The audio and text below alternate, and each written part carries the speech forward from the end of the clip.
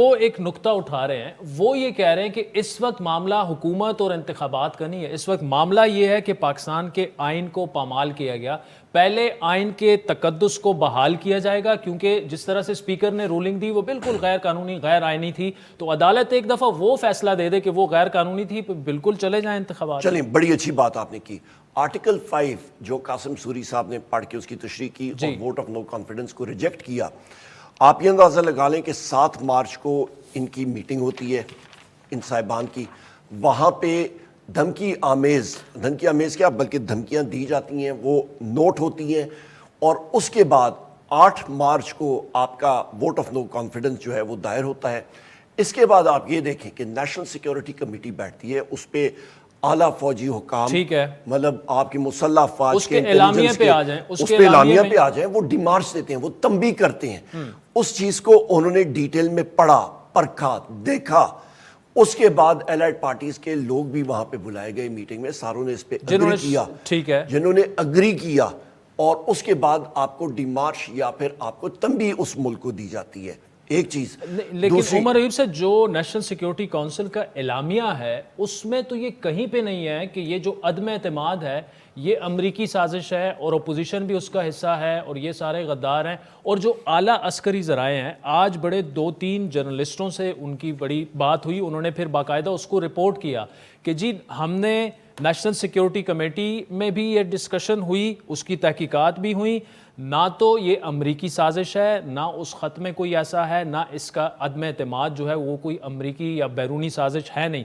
تو اس میں تو بڑی کلیئرٹی ہے. تو پھر آرٹیکل 5 کیوں لگایا گیا, کیسے یہ اسٹیبلش ہو گیا کہ یہ امریکی سازش ہے؟ تو پھر ڈیمارچ کیوں دیا گیا, تنبیہ کیوں دی گئی, بلا کے تنبیہ کیوں دی گئی؟ ایک آپ کسی کو نہیں, وہ تو دیکھیں آپ کی گورنمنٹ ہے نا, آپ فورن آفس تو دیکھیں نا, وہاں پہ سارے صاحبان بیٹھے, شاہ محمود قریشی صاحب تھے, انہوں نے بلایا, وہاں پہ جتنے سٹیک ہولڈرز تھے اس میٹنگ میں بیٹھے, اور وہاں پہ کوئی ایک شخص تو اٹھ کے یا ایک آدمی تو اٹھ کے نہیں دیتا نا, سارے کے سارے لوگ دیتے ہیں. انہوں نے اس کے ساتھ اگری کیا. جس طرح کوئی ٹریفک کی وائلیشن ہوتی ہے, کوئی چالان آدمی دیتا ہے, کوئی وائلیشن ہوتی ہے تو چلان دیا جاتا ہے, یہ کوئی عام نارمل چیزیں نہیں ہوتی. مطلب یہ تنبیہ ان کو یہ دی گئی کہ عدم اعتماد کے پیچھے آپ لوگ ہیں, آپ انٹرفیئرنس پاکستان کے اندرونی معاملات میں کر رہے ہیں, وہ تنبیہ دی گئی, ڈیمارچ دیا گیا. نہیں, لیکن عمر صاحب یہ الگ چیز ہے نا, کیا ان کو یہ بتایا گیا کہ عدم اعتماد کے پیچھے آپ ہیں, یہ اسٹیبلش ہو چکا ہے اور آپ یہ نہ کریں؟ آپ شاہ زیب صاحب, عادل صاحب, آپ ان کو جس وقت آپ تنبیہ کر رہے ہیں تو اس کے گراؤنڈز پہ آپ کر رہے ہیں نا.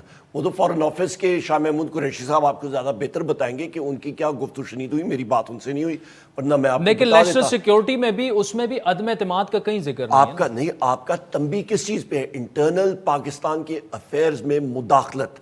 کیا اس کا مطلب عدم اعتماد ہے؟ obviously عدم اعتماد ہے. آپ کے مختلف چیزوں میں آپ انٹرفیئرنس کر رہے ہیں, اور سب سے اہم چیز یہ ہے عادل صاحب کہ جس وقت آپ انٹرفیئرنس کرتے ہیں, اور انہی صاحب سے مختلف میڈیا کے لوگوں نے پوچھا, انہوں نے ڈینائی نہیں کیا. اور دوسری اہم بات یہ ہے کہ جس وقت یہ چیز ہوتی ہے, پھر پیسے کی لین دین, یہ ساری چیزیں, میں پھر آپ سے وہی بات کرتا ہوں کہ جس وقت یہ تو قانون کا ایک سیٹلڈ پوائنٹ ہے, جس وقت بنیاد آپ کی غلط بنتی ہے اس کے اوپر آپ عمارت کھڑی کریں, اس کو گرانے میں کوئی وہ نقص نہیں ہوتا کیونکہ بنیاد غلط ہے. یہاں پہ لیکن عمر ایوب صاحب, ایک سیکنڈ مجھے دے دیجیے گا, آپ کی بنیاد غلط بنیادوں پہ بنی, وہ آپ کی میلیفائڈ انٹینشنز بھی تھی. اس کے اوپر جو عدم اعتماد تھا وہ صرف اور صرف عمران خان صاحب کو ٹارگٹ کر رہے تھے, پی ٹی آئی کو کر رہے تھے.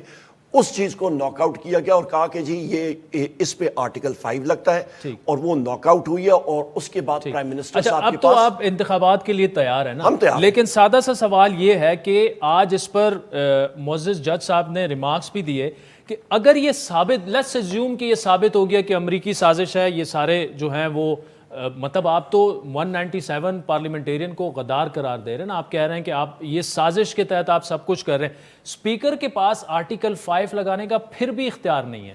دیکھیں جی, میں ہیئر سپلٹنگ میں یا لیگل اس پہ نہیں جاؤں گا کیونکہ میں ماہر قانون نہیں ہوں, میرا فائنینس اور اکنامکس کا بیک گراؤنڈ ہے. پر آپ یہ تو جج صاحبان جو ہے وہ فیصلہ جو آئے گا سو آئے گا, اور جو بھی ہوگا ہم لوگ اس کو قبول کریں گے. پر ایک یہاں پہ میں آپ کو پیشن گوئی آپ کہہ لیں, اپنے ایکسپیرینس سے بات کر رہا ہوں, آج نہیں تو کل، کل نہیں تو پرسوں ہوگا الیکشن، کان ادھر سے پکڑے یا ادھر سے، لیکن آپ جانا پڑے گا ان کو۔ اپنی پرفارمنس کی بیسس پر تو آپ الیکشن میں جانے کے لیے تیار ہیں؟ ہم نے ابھی لوکل باڈی سویپ کیا کے پی میں، باقی جگہوں میں یہ غازی سیکنڈ میدان، فیز کی آپ بات ہاں جی سیکنڈ فیز میں بھی آ جائیں، پہلی فیز میں بھی ہم لوگ کرتے، ہماری جو طریقہ کار تھا اس کا، کیونکہ بہت جلدی وہاں پہ چینجز آئی تھیں، وہاں پہ ہم نے پھر بھی بہت اچھا پرفارم کیا، سیکنڈ فیز ہم نے سویپ کیا۔ اور دوسری اہم بات یہ غازی میدان ایک سیاسی ورکر کے لیے کون سی جگہ ہے؟